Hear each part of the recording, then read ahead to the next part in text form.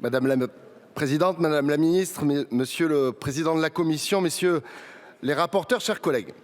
Merci pour le sketch, merci pour le spectacle, merci pour cette pièce de théâtre qui nous a été offerte pendant près de 5 heures en commission mixte paritaire pour finaliser ce texte visant à accélérer la déconstruction du modèle électrique français. Un scénario cousu de fil blanc où tout était négocié à l'avance entre les macronistes, les socialistes et les républicains du Sénat. Vraiment tout ce beau monde main dans la main qui ressuscite l'UMPS, qu'il convient désormais d'appeler LREM.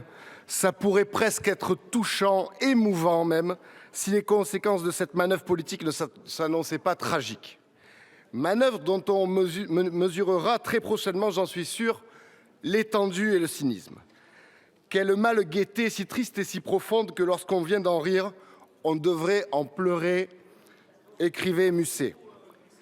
Oui, chers collègues, on devrait en pleurer de voir avec quelle détermination vous employez à détruire un modèle qui fonctionnait depuis 40 ans, fondé sur le nucléaire et l'hydroélectricité, garant de notre souveraineté énergétique et de notre compétitivité. On devrait en pleurer de voir le niveau de soumission qui vous conduit à suivre les directives européennes, le petit doigt sur la couture du pantalon et à embrasser le modèle allemand qui fait tourner à plein régime ses centrales à gaz et à charbon. On devrait en pleurer de voir à quel point votre écolo-hypocrisie sert à remplir les poches des promoteurs d'énergie intermittente au détriment des Français, au détriment des riverains de ces projets en premier lieu qui, face au déploiement anarchique d'éoliennes gigantesques, ne peuvent désormais compter sur aucun autre groupe politique que celui du Rassemblement national. Même les LR du Sénat, qui prétendaient défendre la ruralité, ont tout abandonné. Gageons d'ailleurs que tous ces maires de petites communes s'en souviendront aux prochaines élections sénatoriales. Oui, on devrait en pleurer. En réalité, les Français pleurent déjà. Quand on les menace de coupures en plein hiver, quand ils reçoivent leur facture d'électricité, leur nouvelle grille tarifaire multipliée par 3, par 5, par 10.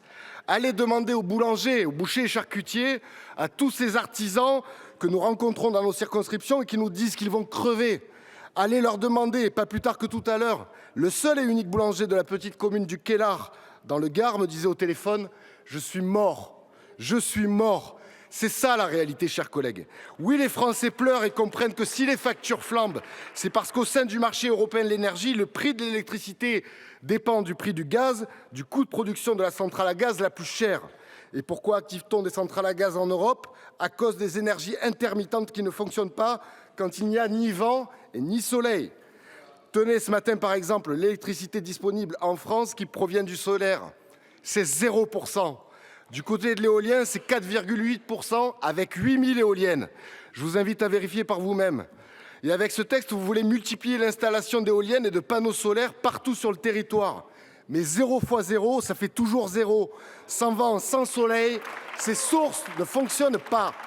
Alors je le redis ici, le développement irraisonné des énergies fatales que vous proposez est une erreur. Plus qu'une erreur, une forfaiture.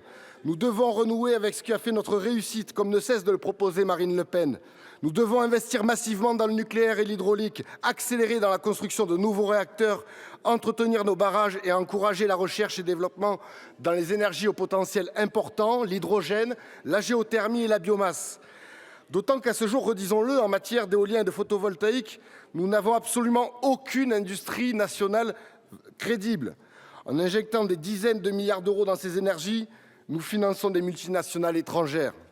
En plus d'être une absurdité sur le plan technique, énergétique et économique, rappelons une dernière fois que ces installations auront des conséquences importantes sur nos paysages, sur la biodiversité, cela a été dit, et bien sûr des répercussions dramatiques sur la valeur du foncier, sur l'activité touristique et l'attractivité des territoires.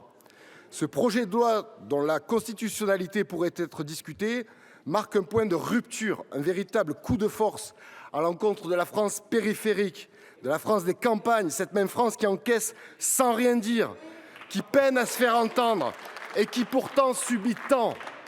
Alors que la classe politique française s'illustre une fois de plus par le décalage de la réponse apportée aux besoins actuels du pays, dans la perspective d'une réindustrialisation attendue et nécessaire, seuls les députés du RN font preuve de lucidité et d'ambition. C'est pourquoi, chers collègues, Nous voterons contre ce texte et appelons une dernière fois les députés courageux de cet hémicycle, s'il y en a, à en faire de même. Je le répète, et beaucoup d'entre vous le savent, le temps nous donnera raison. Je vous remercie. La parole est à Monsieur Lenné du groupe La France Insoumise.